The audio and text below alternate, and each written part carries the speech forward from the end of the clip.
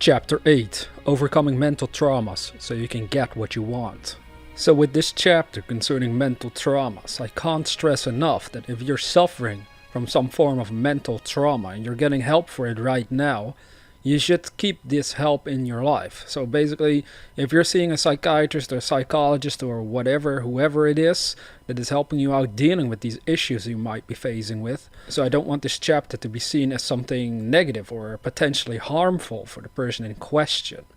The reason why I wrote this chapter though is because a lot of people are sort of stuck in a trauma of some sort. So we're talking about mental traumas. You can be physically traumatized and be handicapped for life. That's a totally different situation that we're talking about concerning this chapter. We're talking about the mental state of mind that might be tied to very negative stuff that happened in the past. Because in this chapter I also mention anything bad that is haunting our minds is always something that is in the past. I mean, think about it. Even if something bad happened to you a few seconds ago, it's already in the past. So it's like the past in a way haunts our minds, and we have to learn to figure out new ways of looking at ourselves, our life, and our potential so we can start to embrace new and more positive aspects that are hidden within ourselves. And that's kind of what I want to suggest and hint at throughout this chapter for those people that are struggling with letting go of certain elements from their past, that there's still hope for them. That's the most important part. There's still hope for you. There might have been very negative stuff that happened to you, but there's still hope for you. That's the one most important thing that you should remember or get out of this entire chapter, if that's all you actually can get out of it. And other than that, this chapter is another one where you need to have an open mind and just consider the ideas, but don't just take these ideas and work with them without proper guidance if that's what you still need. That's all I'm trying to say here. Because we all know some of the traumas we might be facing in life, they might be too difficult to solve on your own, and that's where other people's help can come in for you. And you should stick with that help while simultaneously working with this information if you can. In this chapter I want to discuss traumas, and I specifically mean mental or emotional ones. If we're dealing with traumas, it might become harder for us to get what we want. The pain and suffering can hold us back. As long as your body is functioning properly, you still have a chance to achieve whatever you want, but the realization of your dream might seem difficult due to unresolved issues. Over the years I've noticed many people use medication. These people are stuck in negative patterns, stuff from the past that still haunts them. This chapter might be confrontational if you are one of those people using medication in order to deal with emotional issues. It's hard at first to realize we have to take responsibility for the state of our own mind. It's easier to blame others or the past for our shortcomings. If you are using medication, I'd like to say up front you should keep taking them, and this whole chapter might inspire you to approach your situation differently so you can overcome your own trauma and maybe get rid of the medication. If it doesn't inspire you at all, obviously you should keep seeing the people who are currently helping you deal with your issues. This whole chapter is just something that can add to your own journey back towards a happy state of mind. Doubts and insecurities are self-made. We have a tendency to blame other people for our own circumstances. Because something bad happened to us, we feel bad, and as long as we don't change our own state of mind, nothing can improve. Is it really true we need to stay the victim? Is it really true our own circumstances keep us down? Or do we possess the power to change our own circumstances and to overcome our own traumas? I'm of the opinion we do and we can. I've experimented with negative experiences from my own life and have come to the conclusion we do possess the power to change virtually every aspect of our lives. We just have to learn how. A trauma is like an abnormal shock to your psyche. The impact of the event was so strong it literally changed your mindset. This creates a sort of blockage inside your own mind, making it harder for you to get what you want. I don't know what bad things might have happened to you, but do you really want to stay stuck in that pattern? Or do you want to experience the joy and happiness that is your birthright? I have told people before that their negative emotions are an indication something better is waiting for them. It's our own negative emotions that try to tell us we're on the wrong track. How can we overcome our own traumas effectively? We can only do it if we have a better understanding about how our mind works. Once we understand our potential, it becomes a lot easier to exercise your power. What we have to grasp is that any idea we hold inside our minds will sooner or later be expressed with and through us. Whether these ideas are positive or negative doesn't matter, but it should become obvious why it's important to make sure we focus on the positive.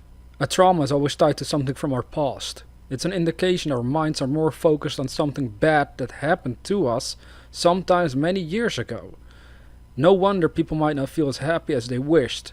Happiness is something we can only experience in the current moment, not in the past and also not in the future. How do you unleash true happiness after some traumatic event? If we think about it more carefully, the answer is obvious: we have to let go of the past. Now, how can I let go of the past? You may be wondering. This happens automatically once you take charge of your own imagination and start building visions of what you do want, of how you do want to live. You have to become possessed by what you want. Right now it's like we're being possessed by negative events from the past. If we look at it like this, it can become easier to make a change. I approach my own life in this manner and it works for me. Of course, I'm well aware it isn't always easy. Regardless, since it works for me, it might work for you, as long as you truly want to make a change for the better. What you also want to understand is that I'm not talking about becoming delusional. You have to know what you want and completely give yourself over to your dream. This will then enable you to see the vision of hope and happiness for a better life, a life you can still achieve. If you do it right, you're not delusional. You will literally transform yourself into the likeness of your own vision. Everything you want has to come from your imagination, and in order for you to get what you want, you have to clearly see and feel what your vision means in the depths of your own mind. This process will cause you to grow away from all negative patterns that might now have a hold on you.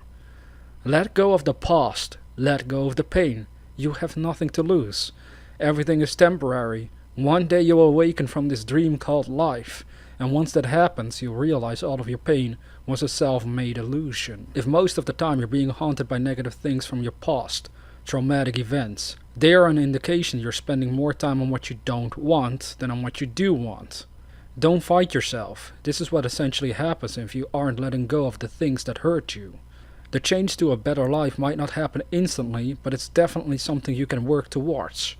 If you keep working on this every day, sooner or later you'll become better at it, and when you get better at it, you'll discover you do have the ability to determine how you want to feel, regardless of what happened in the past or your current circumstances. Can you see how much freedom this would bring? It's your birthright.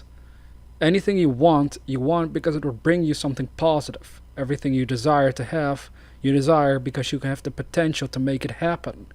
You can get what you want once you let go of all that's hurting you or influencing you negatively. You'll automatically let go of the negative stuff once you focus on your dream, once you focus on your vision and contemplate how much your life would improve once this dream has been achieved. Once you have a clear vision of what you want, you should allow yourself to become that person. You should allow yourself to act as if you've already achieved it. Let the vision guide your life. Stop letting something negative from the past control your life. Don't allow yourself to be influenced any longer by bad stuff that may have happened to you. Life can seem hopeless. A trauma can make it difficult to see the positive in life. You feel bad day in and out. Other people might give you some advice on how to improve, but still nothing changes. I recognize this pattern from my own life. Probably you have days like this, or you might know people who do. What's the solution? Where do we find hope if we can't find it right away? I'll remind you again, we find hope once we have a better understanding about how our minds work. Only once we are convinced that we do possess the power to overcome our own trauma and negativity will we unleash the power that will guide us out of the darkness into the light.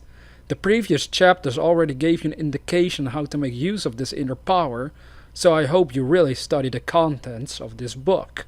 Because this is really the key to freedom. The key to your freedom is to understand you can exercise your mind in any way you want. So you can overcome your own traumas by learning to exercise your mind in the right way.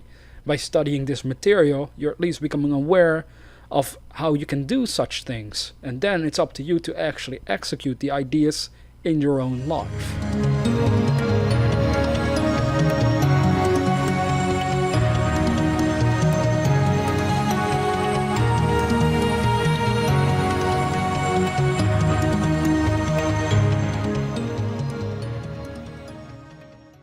Alright, so here we are for the questions of chapter 8. As you heard in this chapter, dealing with mental traumas is like being possessed by something negative from the past. It's always about something that lies in the past, and this is an important point to grasp. As I've suggested, we want to become possessed by our dreams, by what we want. If you're receiving help dealing with certain mental issues and or traumas in your own life, then you can simply see this chapter as something that might add to that help. The answer to the following questions can be found inside this chapter. The first question: what should you do in order to take your attention away from a mental trauma? The second question: what do negative emotions tell you about yourself and how you are using your mind? The third question: what do you feel should be forgiven so that you can embrace a bright new future? Now, to summarize this chapter, have you ever heard of a person being traumatized by their own imagination?